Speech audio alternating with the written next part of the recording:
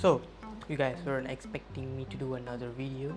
So yeah, welcome back to Channel Tech with Nitesh guys, and it's your host Nitesh.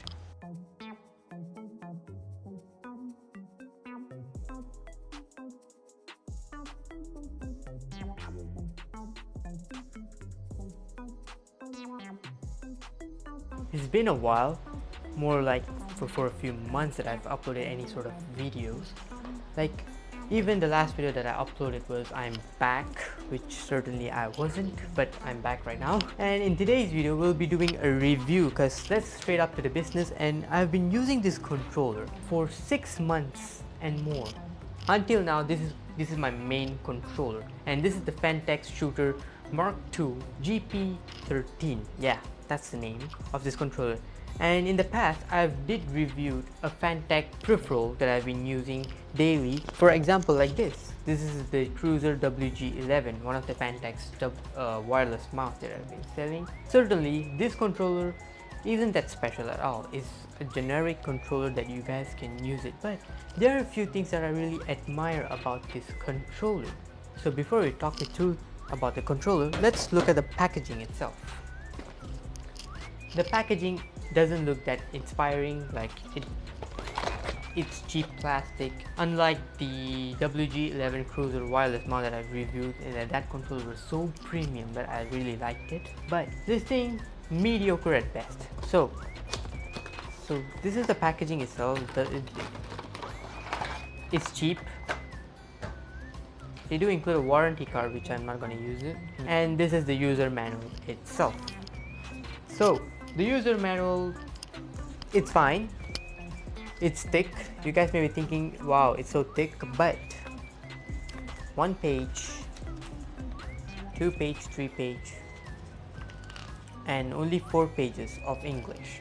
Yeah, so only these 2 pieces of paper you guys can get it in English, and others all in Russian, Thailand, Indonesian, Chinese, and other language itself. So while we talk you through the specs of this controller, I really want to talk about this controller more about the feel itself. So it's 177 grams. It's not the heaviest or the lightest. It's not perfect. It's medium, and it's built full out of plastic. Like, yeah, it's full of plastic. The analog sticks made with a little bit of rubber up here, and generally it feels okayish. It's certainly not the comfortable or the grippiest controller that I've used, because in the past I did review about the PS4 wireless controller and also the Xbox 360 controller. Well, certainly the Xbox 360 controller is by far the comfortable controller that I've been used, and more grippier than this thing, because this thing is generally a bit more bigger than the Xbox controller. Like it's a thick boy, like it's big, and the grippy part is it barely has any gripping in the behind, because it's very smooth. Front, it does have some kind of, it's okay, not bad. And this thing does have a 1.8 meter braided cable, which is long, which is really long. You guys just plug it in back of the PC and you guys can use it anytime soon. And it does use a USB 2.0, not 3.0, like generic 2.0. So overall, this controller feels not bad, but certainly could have done better, especially the price point of 50 ringgit, because I bought this thing for 50 ringgit, and for 50 ringgit it's really reliable by a mile. Because usually if I buy any kind of controller, it only lasts about 3 months, but this thing lasts for 6 months, which is pretty good. So more about the specifications. It does have an LED indicator right up front here. I believe you guys can see here an LED indicator, and it has some 4 modes: PC mode, PS3 mode, Android mode, and D mode, which I have no idea. And usually I think you guys can connect to an Xbox and use it as an Xbox controller, because it can work it on a PC, just plug and play. And I do think you guys can use it as a PS4 controller, just plug it into your PS4, and I think it will work, because it does work on a PS3. So that's all about the specification, and the feel, as I told you guys, it's fine, it's good enough. So yeah, let's plug it into the PC, let's play a few games. Like, let's try out two games. One is a racing game, one is a soccer game, which as you guys can see, we're in F1 2022 as our first game. So generally speaking, a racing game does show us how do we use this controller, like has two and left two buttons, how efficient they are and how they can be used. So this is Monaco, 5 laps. It's gonna be pain for sure because this is obviously Monaco. Super soft, second place, P2. Generally speaking, the analog sticks are really grippy that you really want to hold on to it. Oh shoot! So I am a bit of a comfortable while driving this thing. We just got into P3.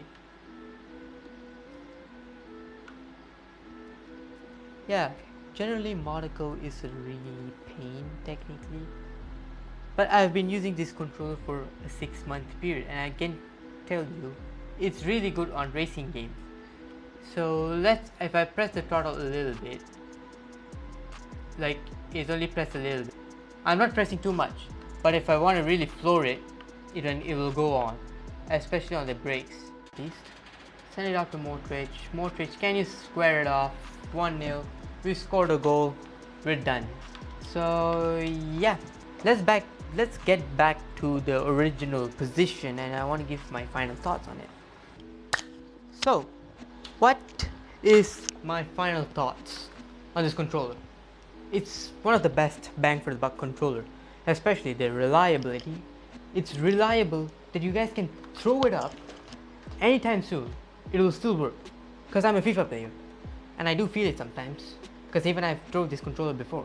If you do want to check it out, this controller, there will be a link in the description down below. And I do forgot to mention, there is a Discord channel that I plug in down in the description down below. It's called Our Kopitiam, which is I'm the owner of the server and another is my friend.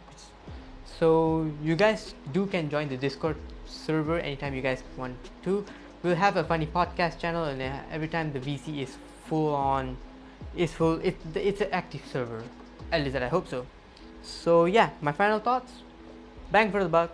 You guys never sleep on this thing, do check it out. And it does have a wireless controller, which is a bigger brother of this thing, which I'll soon buy it enough if I have the enough finance.